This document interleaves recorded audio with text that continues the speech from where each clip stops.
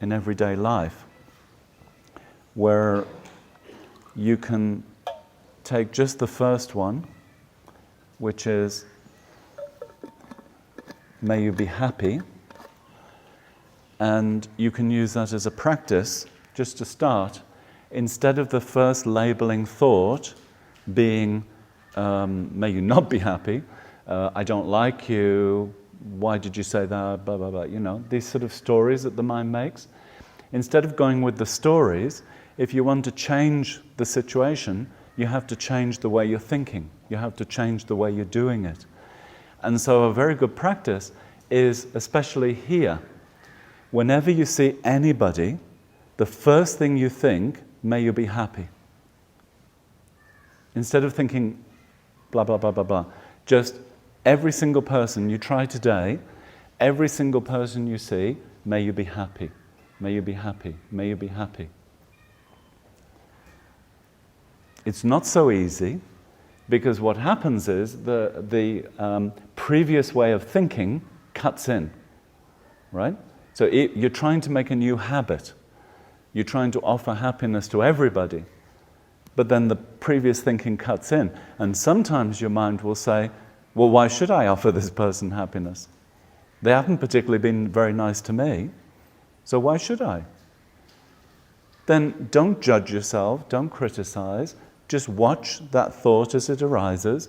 It's another piece of information. It's just something interesting to work on. You know, not to use it in a bad way, but oh, that's interesting. You just see the appearance of it. Okay? So take today as the may you be happy day. Every single person that you see, don't say it to them, and don't go around handing out flowers, otherwise the garden will be empty. But just, may you be happy. If you want, you can visualize the flower. But that sense of wanting others to be happy. Instead of being passive, it's more active. It's actually reaching out. It's doing something for others. Yeah? Then, once you have that first thought, may you be happy, it's difficult to have the second thought, but I don't like you, or you know, any negative thought. It's difficult because you've had that first positive thought. So this is the way to change these negative thought patterns. Here, in the daily prayers that we say, we have the 4 immeasurables, and as Buddhists, this is what we repeat every day. So these 4 immeasurables, immeasurable meaning, we're not deciding who to offer it to and who not to offer it to. We're offering it to everybody, every being in the universe. Because like I said, they all want to be happy. It's not up to us to decide who should be happy and who should not. That's up to them, their karma and the way they're behaving. But from my side, for me to have the mind that wants all beings to be happy. Just imagine what that mind would be like. You know, to be able to offer goodwill to all beings, whether they're human, whether it's the spider in your room. It could be just the spider, you know, that huge thing that is the size of a dinner plate, and it's in the corner of your room, and you completely freak out, which is a projection. You know, it's going with fear and anxiety.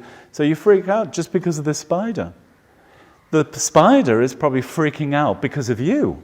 You know, this huge person, in comparison to the spider, comes into the room, so the spider's screaming, but you can't hear the spider screaming.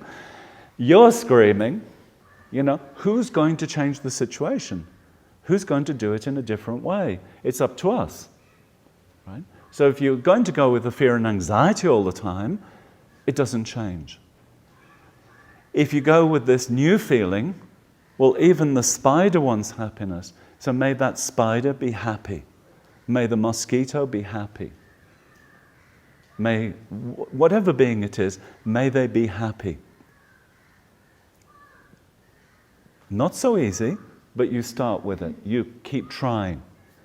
And particularly for the difficult boss, the difficult partner, the difficult person in your life, this is the one that you really need to work on, right? This is your opportunity. You've been looking for your guru appeared, now take advantage of the situation. Use it in order to be less anxious, less fearful, less depressed, less under control of the other person. Because if the other person is poking and prodding and you're reacting all the time, you're not under control. So how do you get under control? How do you change the situation? You have to start reprogramming your thoughts. When you have these negative thoughts, that's when it leads to negative words, negative actions. So start with, may you be happy. The second one is, may you not suffer.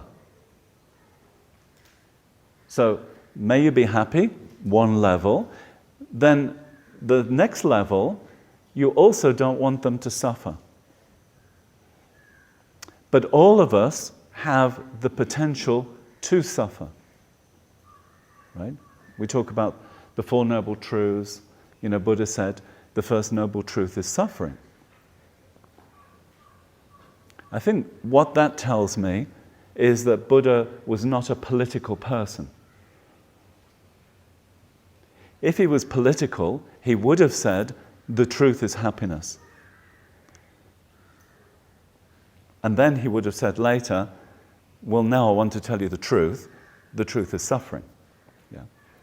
But actually, he found the truth, and he told people, the truth is suffering. And so people say, oh, Buddhism, it's all gloom and doom. You know, they talk about suffering, suffering, suffering, and death, death, death, death. It's not all we talk about. But like I said before, one accents the other. So when we talk about suffering, and we've experienced suffering, we have physical suffering, emotional suffering, mental suffering, we see a lot of suffering around us. In comparison to the suffering, we understand something about happiness. We don't understand true happiness, but we understand something about happiness. I don't want that, therefore I must want that. Right? I want to avoid the suffering, therefore that must be happiness. But you're not alone. In your quest for this happiness, you're not alone. All other beings are the same. And this is where we start to even things up. You know, instead of me being up here, I'm okay, and you're not okay, you start to even things up because you start to recognize that even the ones who are not grossly suffering at the moment are still having the potential for suffering. This body has an incredible potential for suffering. Never mind whether we get any sickness, but just you can see, sitting here in meditation, if we say don't move, you see how difficult it is not to move for half an hour. So that shows you the body itself is not comfortable. And where does the discomfort of the body come from? The mind. So that discomfort of the mind keeps coming through into the body and saying, move, move, move, move, move. So then, what we're doing is we're approaching this suffering. In our own investigation, we're looking at our own suffering, and then we recognize you're all experiencing something similar. It's not just about me. Because up until now, we might have just thought, well, I want happiness, I don't want suffering, and then I will be okay. Right? But now, we want to look in a broader way, what about them? You know, if you get to know the people on this course, the people that you're sitting with, you find out every single person's had problems, or is experiencing problems, or is afraid of problems. Everybody's got something going on, or has a mother or father who's got problems, or sickness, or somebody in the family. Every single person knows about suffering. So, in relation to happiness, which is what we really want, we often get suffering that we really don't want. Right? We want the happiness, But often what appears is the suffering, which we don't want. When the suffering appears, if you have an aggressive attitude towards it and you try to get rid of it, it can increase the suffering. So we have to work with a balanced mind on, well, what can I do about the suffering? What's constructive? How can I work with it? We have to work with more the meditative mind. So once you understand we all want happiness, you open up to the possibility of wishing everybody else happiness. Even the difficult people, even the people you don't like, even the people you don't know, even the sentient beings whose karmic appearance you don't like. The scorpion has a karmic appearance created by its negative karma. It's in a particular form. And it has this tail. How many people look at scorpions and say, oh, isn't it gorgeous? You know, and you pick it up and you stroke it. Again, you look at a scorpion, you scream and you run, right? The snake, the spider, the mosquito, whatever it is, it's a karmic appearance. From their negativity, they've created a form that we immediately go, no. You know, go away. We also have that towards certain people. That we see them and we think, no. That reaction, yeah? You back off. Then you recognize that and then you say, I'm not doing that anymore. Also, that person wants happiness. Also, that person doesn't want suffering. So, mentally, you keep thinking, may you be happy, may you be happy, may you be happy. And you have to keep saying it over and over because we have a very deep habit of being negative if we don't like something. There's a strong response. So now we need to change that. Because if you don't change it, you go into negative actions. You read something, well, you've heard or seen something about karma. You do negative actions, and then those negative actions come back to you. I'll give you a good example of karma, which I particularly like. When you do a negative action, it's like you have a boomerang. You know boomerangs? Spain, you have boomerangs? Get out. Excuse me, Australia invented them. We may have exported them. Even in Mexico, I say, you have boomerangs? And they say, oh, yeah. So now everybody knows about boomerangs, right? What does a boomerang do? If you're very good at throwing a boomerang, it goes out and it comes back, right? So now, karma.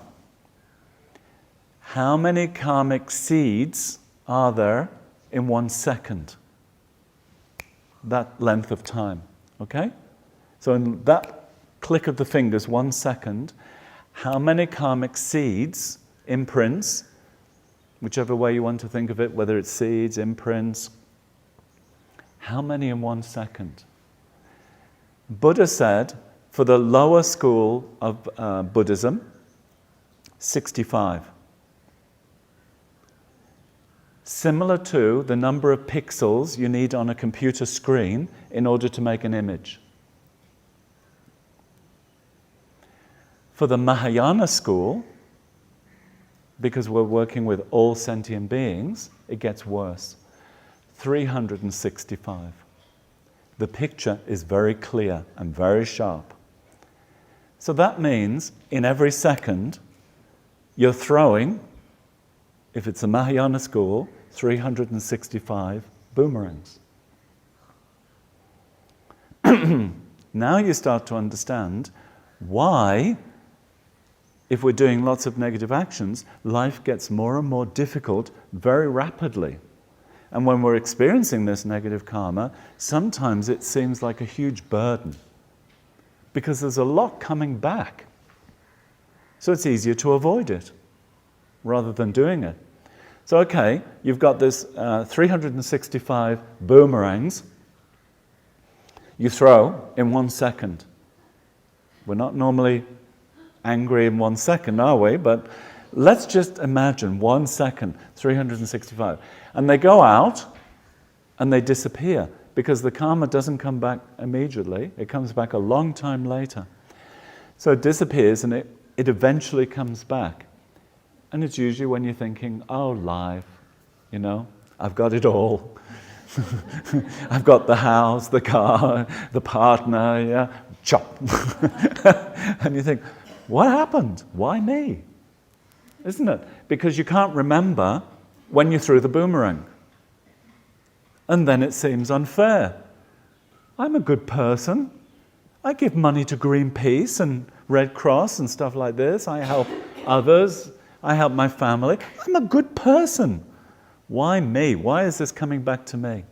Right? So that's the difficulty about it, is that if we indulge, and I really like this word, indulge, if we indulge in negative karma, because if you know, you've got a choice. Now you know, now you have choice. So if you indulge, then you choose to throw out these boomerangs. Then when they come back, the boomerangs hurt you. But I'll tell you how it actually comes back.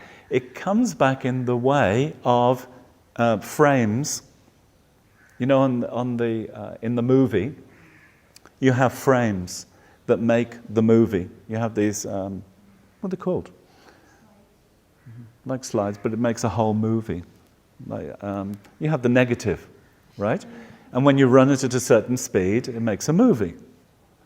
So now what you have is 365 frames per second, forcing you to see the world in a certain way. That's how it comes back to you, right? Whether it's somebody shouting at you, somebody walking out on you, your house being burgled, or whatever it is, because of the past karma coming back, you are now, through your mind, being forced to have the appearance of suffering. That's where it comes from, right? So analogies are always difficult. It never works really well. So one analogy is the boomerangs going around and coming back and, chopping you. But actually it doesn't work in exactly that way. It works in the way of, it comes back and it forces your mind to see things in a certain way. And then you think, why me? Why is this happening to me? So then the way of resolving this problem of the karma coming back is, like we said yesterday, be aware of the negative actions, try to avoid the negative actions, and at least when you do negative actions, try not to rejoice. At least try to have the mind of regret. Because we can't change our strong emotions very quickly. But at least when you do have strong emotions and you say things that you regret, have that regret. Don't defend it, just regret it. And that starts to reduce the power of the negative actions immediately. Yeah? So this brings down the intensity of the situation. And then you start to work with changing your habits. And so wishing everybody else to be happy, wishing others not to suffer, really helps when you're depressed, when you're anxious, when you're angry. When you have these strong emotions, you have to change that strong emotion into something more constructive. Having happiness without conditions, not so easy. Having the mind of equanimity, really difficult. Think of your mind through the day, how your mind goes up and down, constantly, according to the conditions.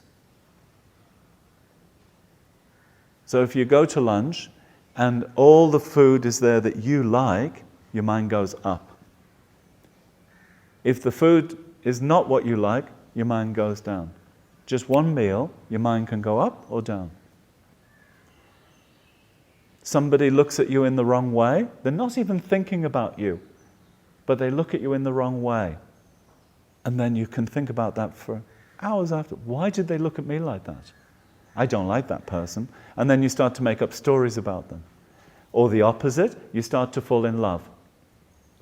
We've had silent courses, complete silence, where people fall in love. They make up incredible stories, you know?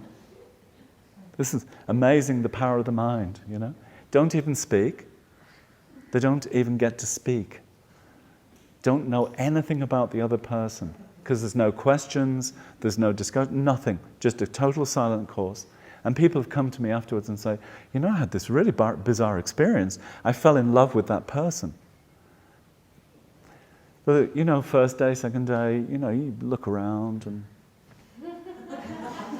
wow, you know, that person looks suitable, you know, fits into the criteria, isn't it? It shows you how we don't have equanimity, fits into the criteria, you know, the hair, the shape, etc. But you don't know which country they're from. So this is a, you know, a concern. This person's from, I don't know, they could be from Italy. They wonder where this other person's from. Well, I hope they're from Europe, because that will make it easier, right? And we don't have visa problems. This is the way they think during the meditations, you know, all these thoughts going. Then won't have visa problems, and then when we get married, you know, we'll be close to the parents, and then when we have children, oh, I wonder what religion they are. Well, they're on a Buddhist course, so there's hope in that, but to say they're another religion, you know, and blah, blah, blah, blah, like this.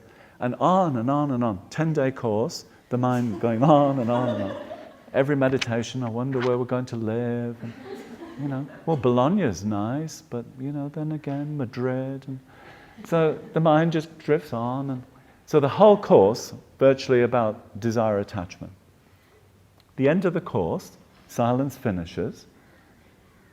This person tries to meet the other person, realizes, don't like them at all.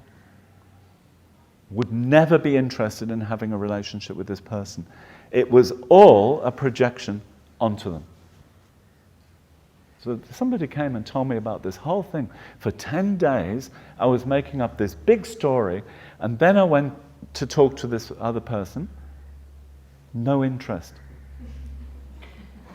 So the power of the mind, you know? We don't have equanimity. We do look at people and think, if you're single, you know, I wonder where they're from.